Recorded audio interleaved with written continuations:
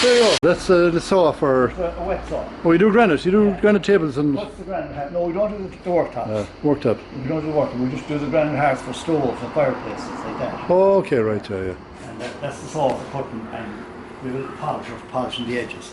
Will it take long for that to cut a bit of... We won't do that. Yeah, 5 minutes. 5 minutes. He does it all himself. Does a lot, yeah.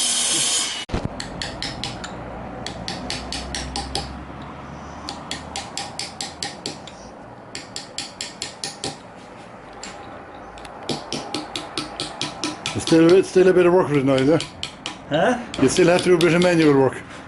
Well, this is a revamp job. The letters had faded. It's a marble stone, and over time, and having the letters redone a couple of times, they fade. So I'm just recutting them. And how long will they last for?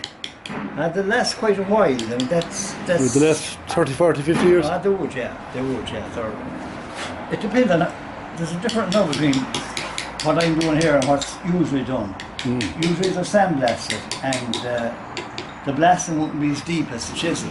That's what I thought, yeah. That's, And with the chisel, these are, you or I won't ever see the end of these ones now, because they're deep. I thought the physical work might be gone out of it, with it all sandblasting and machinery Most of it is. and computers. It's nearly all computerised now. Have they changed much in your time now? An awful lot. In what way?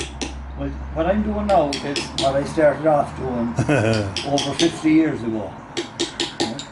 And that's the way I started cutting letters with a hammer and chisel. And I still love doing it.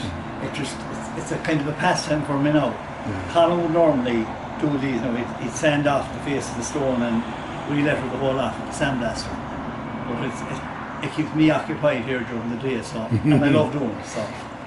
And can you do an eater job, or is it the same thing? Or that's the same thing. Much Really, muchness, yeah. That these would be deeper, The blaster leaves. If you look at the ones behind you there now, that McManaman on the back of the stone, they're flat. And that's what the blaster does. It blasts them flat, but the chisel cuts them down into a V. And can you blast them deeper if you want to? Oh, you can, yeah. Different. You can, but. And years ago now, it was all done that way. All done this. That's the way I started off doing it. And how long would it take you to do a medium-sized one, an average one? Oh, you do it in a day. A day, yeah. You do it in a day, And how long does the machine take to do it? About 20 minutes. There's a difference, eh? A huge difference, yeah.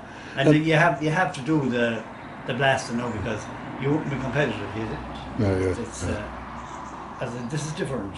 I'm passing time, really. And we'd be charging the same thing for doing this now. For me to do this, that's what Colin to do with the blasting. That's true, yeah. Because I wouldn't be taking the kind of money that I would have one time out for cinema. And how long were you in the business? I started in 1963. 63. 53 years. It's a long time. Lifetime. You've covered a lot of people in that length of time. Well, did you ever figure out how many you've done? Or do you know how many you've done? You don't know? I haven't a clue. Well, there wasn't any of them yours. There'd be a few mine, all right. A few people I would have known, yeah. But were there many at that time? In Westport, all that was around that time was like coffees were in Westport, and I was working with Brendan in Castlebar, and we were the only two really. Only two between Westport and Castlebar? Yeah. And how many residents know about? Well, there aren't that many really, there's not. There's still ourselves and coffees here now, and there's two in Castlebar. There's loads of work in it for everybody. Yeah. How many were you doing a year on average? Would you do? You'd probably do maybe 60 or 70 a year. In a year, yeah. That'd be full job, but you'd have other jobs then to do as well. Like other repairs and... Yeah. And how long back does this trade go? Back into history? I say Adam's time. Yeah, well, I suppose they always built huge things. The richer people built. There was always headstones of a sort.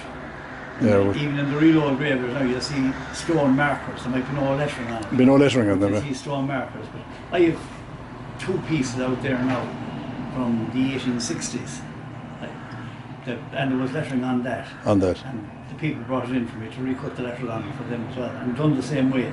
They wanted them cut with the hammer and chisel. And was it their predecessors as well? Yeah. It was there. Yeah. And what's the oldest headstone you ever saw? I think 1815. It's not that old, really, when you think of it. That would be the oldest I've seen in a graveyard around here, you know. And what's the oldest graveyard around here? The old cemetery in Arvale, there's a lot of really old stuff. That's on the right hand side of the road as you run out now.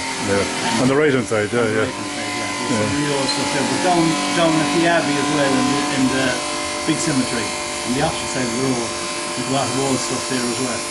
Okay, yeah. So what kind of technology is there now? It's sandblasting, really. It's mostly sandblasting. In the lettering and the figures and all that, it's all sandblasting. And does it come in big chunks? They come to you pre-cut? Or do you ever have to cut it? You don't cut it? No. It wouldn't pay us to get the machinery to do it, because you wouldn't be able to compete then, because it's all been imported now. All coming in from India and China. Pre-cut? Finished. Yeah. I think coffees used to cut it one time. I think I remember seeing a machine on there. Yeah, they used to cut the limestone and the marble. We still put limestone and marble, but it's very seldom where you get a marble headstone to do. That's the marble there, but you see the way it was discoloured in that. You know? Yeah. And it'll clean up okay, but the marble is soft and it stains. You won't get the stain out of it. The limestone is a better quality, and you can bring the limestone back up to the way it was to be able to put up in the graveyard. It could be there for 50, 60 years and clean back up again. And what kind of stone is available for it? Well, there's limestone, marble, granite, but there's various types of granite now. You could have 7 or 8 different types of granite that you put in the graveyard in different colours. And what's the longest lasting? Granite? And the granite is, yeah. Granite would last longer, Granite is the hardest, and it takes the weather a lot better than anything else. And what's the softest? Marble. Marble. So if you want to be forgotten, you get the marble, and if you want to be remembered, get the granite. Well, most people nowadays get the granite.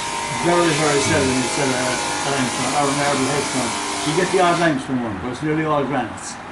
And how long after grave closure can you put them up? Well, you could do it straight away, because you're not actually interfering with the grave. You're doing the surround, it's outside the grave. But most people would leave it 9 to 12 months. To settle down, more or less, yeah.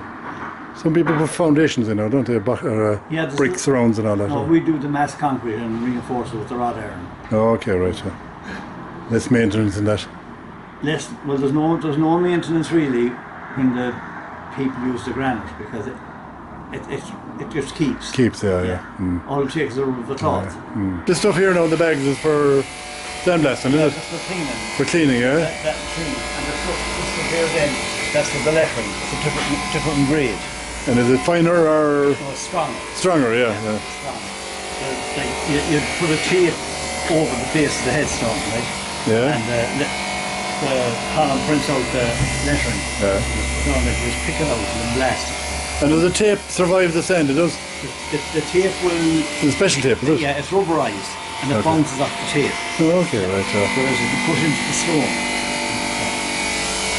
So this is the workshop here with all the... This is the general area, you know, where all the... Planning and... The muck and dirt is. Planning and plotting, is it? Yeah. That's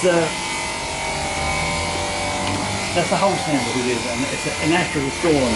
And it was rough, like you see the edges of it here. Yeah. And we've ground down the face of it. Yeah. So that with the lettering on it. Yeah. And it's ready for sanding off. Well, it's blasted, and you can see the depth. You can get that Pretty depth. in that, Good depth into it. You know. Is that a sandstone, is it? It's a sandstone, yeah. Yeah, it looks like it, doesn't it? Really? It's soft. It's as soft, well, yeah. And it's easy to get the depth in there. You need to work at it, yeah. Yeah, very interesting, isn't it? You haven't designed your own one yet, no?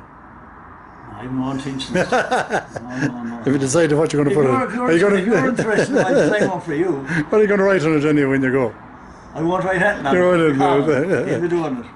You're not going to do a Spike Milligan? No. I told you there was something wrong with me. Yeah.